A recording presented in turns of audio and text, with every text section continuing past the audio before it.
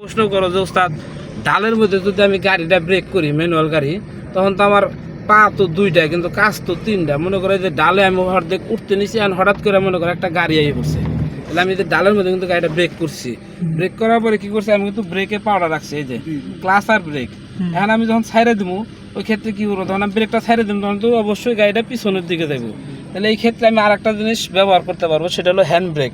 এই যে হ্যান্ড ব্রেকটা টান রাখছি, দেখো আমি কিন্তু গাড়ি পিছাইতেছে না, আমি কিন্তু ব্রেক ছাইড়ে দিচ্ছি, এই যে গাড়ি কিন্তু পিছাইতেছে না। তার মানে কি করবো, অ্যাক্সেলারেটরটা আর এদের ব্রেকে পাও রয়েছে, ব্রেকে পাও নাই আর কি, অ্যাক্সেলারেটর পাও দিচ্ছি, ক্লাস ধরছি, এই হাফ সার্ট আছে আর এই যে হ্যান্ড ব্রেকটা আছে না, হ্যান্ড ব্রেকটা ছাইড়ে দেয়, এই যে অটোমেটিক সামনের দিকে আছে, মানে কি পিছাইলো না, গাড়ি কিন্তু ডাল উঠে গেছে গা।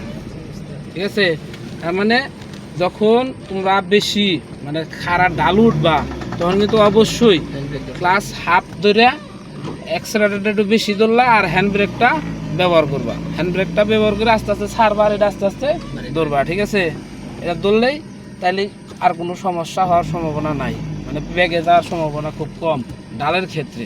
যখন ডালে পরে দেবো তখন এই জিনিসটা ব্যবহার বেশি করবা। আর এই মিটারে সবসময় খেয়াল রাখবা হিটের টেম্পারেচার কাটাটা, এটা হলো হিটের কাটা, এটা সবসময় মিডলে আছে কিনা এটা সবসময় খেয়াল রাখবা। এটা যদি হাইয়ে জায়গা তাহলে মনে করবা যে ওভার হিট হয়ে গেছে, হয়তো গাড়িতে পর্যাপ্ত পানি নাই বা তোমার ইঞ্জিন ফ্যান চলতেছে না, এরকম কোনো সমস্যার কারণে এই হিট টেম্পারেচার হাই হয়ে যেতে পারে। ঠিক আছে, এই দেখেন আমরা ডাল নামতেছি আবার, এই যে এখানে কিন্তু পা কিন্তু শুধু ব্রেকে, ডাল নামা শেষ, আবার আমরা আস্তে আস্তে গাড়ির যখন ক্লাস সাইডে আবার সামনের দিকে যাইতেছি, এই যে ঠিক আছে। তাহলে মোটামুটি সবার ক্লিয়ার।